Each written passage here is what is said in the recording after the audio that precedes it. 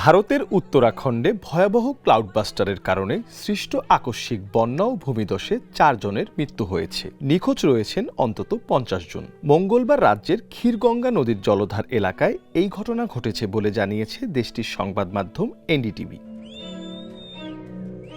পাহাড় থেকে পানির প্রবল স্রোত রাজ্যের উত্তর কাশীর থারালি গ্রামে প্রবেশ করে এবং ভেসে যায় বহু বাড়িঘর।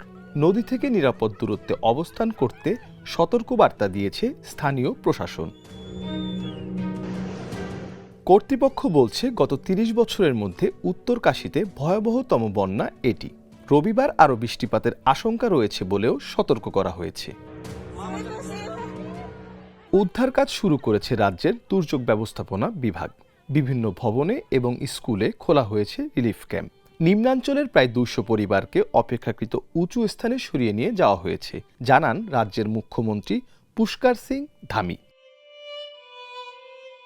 কেন্দ্রীয় স্বরাষ্ট্রমন্ত্রী অমিত শাহ সামাজিক যোগাযোগ মাধ্যমে একটি পোস্ট করেছেন, যেখানে তিনি লেখেন, ধরালির হারকা বান নিয়ে উত্তরাখণ্ডের মুখ্যমন্ত্রীর সঙ্গে আলাপ হয়েছে। ওই ঘটনা সম্পর্কে খোঁজ খবর নিয়েছি।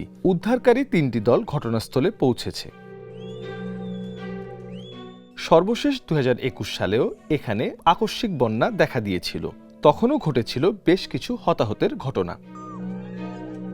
Mirza Sanowar Hossain, the news desk.